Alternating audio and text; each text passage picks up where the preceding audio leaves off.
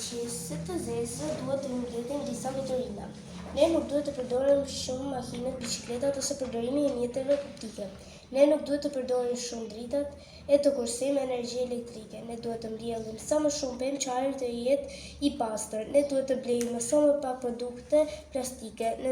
Ne duke mësuar informojmë edhe të tjerët që t'i vinë në ndihmë tokës. Bravo. Unë kam bërë një poster ku kam folur se duhet të ndihmojmë tokën dhe nuk duhet të hedhim plera në të. Duhet të mbjellim sa më shumë bimë të reja dhe të mos i hedhim ushqimet në tokë sepse ndotin ajrin. Është dhe një shprehje që e mora nga informacioni që ishte ne ekzistojmë sepse mjedisi ekziston.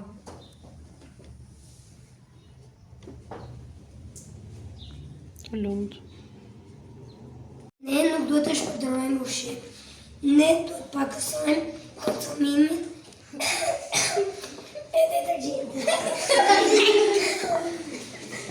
Konsumimin e lëndëve të dëmshme, po, dhe të kultivojmë perime dhe pime. Dhe fruta dhe perime. Të lumt, posteri shumë i bukur. Bravo. Zeri çatash. Unë kam bërë një poster me temë t'i vim në ndihmë tokës. Nëse duam një mjedis të shëndetshëm, duhet të kryejmë sa më shumë veprimtari mjedisore, si për shembull mbjellja e bimëve, mos shkulja e luleve, mos hedhja e mbeturinave në tokë e tjerë. Kur ne hedhim mbeturina në tokë, është njëjtë sikur hedhim mbeturinën në shtëpinë tonë, sepse toka nuk është shtëpia jone vetme, është shtëpia jone vetme dhe pa të ne nuk do të ekzistonim. Bravo. Natyra kërkon sa më shumë gjelbërim. Ndaj, neve duhet të mbjellim sa më shumë bimë që të jetojmë sa më të shëndetshëm. Mbeturinat janë shumë dolce për mjedisin, prandaj ne duhet t'i hedhim ato në koshin e mbeturinave. Ta duam dhe të mbrojmë tokën. Toka është një planet unik në univers, shtëpia jone vetme. Me ndotjen e tokës, ujit dhe ajrit dëmtojnë gradualisht shkatrojnë ekosistemet dhe habitatet natyrore të kafshëve dhe bimëve. Njeriu po përpiqet të tërheqë gjithçka që i nevojitet për mbijetesën prej saj. Ajri që marrim frym, uji që pim, ushqimi që ham dhe mijëra artikuj që përdoren çdo ditë në të gjitha të ardhurat nga natyra. Unë kam përgatitur një poster me temë t'i vim në ndihmë tokës. Ku është një fabrikë e cila prodhon ushqime dhe soda. Gjithashtu prodhon dhe fuqi me acid. Fuqit me acid hidhen në det dhe acidi që hidhet në det vret peshqit. Nëse një blet vritër, ndalohet bujqësia në tokë dhe pemet do priten. Makina, fabrika dhe zjarri bëjnë të njëjtën gjë sepse nxjerrin tymë të pisë dhe ndotin ambientin. Të lumtura janë shumë bukur. Mbron mjedisin, mbron tokën. Bravo. Toka është një planet unik në univers, shtëpia jone vetme. Me dotjen e tokës, ujit dhe ajri dëmtohen gradualisht.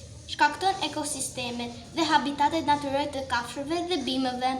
Njeriu po përpiqet të tërheqë gjithçka që i nevojitet për mbijetesën prej saj.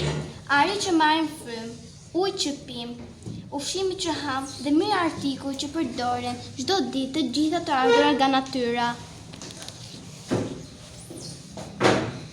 Unë kam bërë një poster e cila është ditën ndërkombëtare e tokës. Historia e ditës së tokës filloi kur në vitin 1970 nisi protesta më e madhe në Amerikë, me qëllim të mbrojtjes së mjedisit. Dita e tokës festohet çdo 22 prill në më shumë se 175 vende të botës dhe festohet nga shumë se 500 milion njerëz. Kjo shifër renditet në ditën e tretë në botë në lidhje me festat që festohen.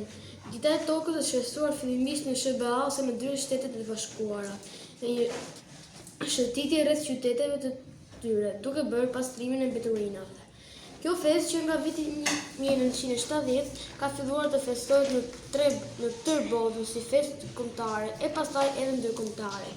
Dita e tokës është një ndër disa Dita e tokës është një ndër disa të vitit kur 1 miliard njerëz festojnë për harmoninë e planetit. Dita e tokës është njëkohësisht edhe momenti më i përshtatshëm për të menduar për planetin në të cilin jetojmë dhe si ta shpëtojmë. E vërtet, bravo.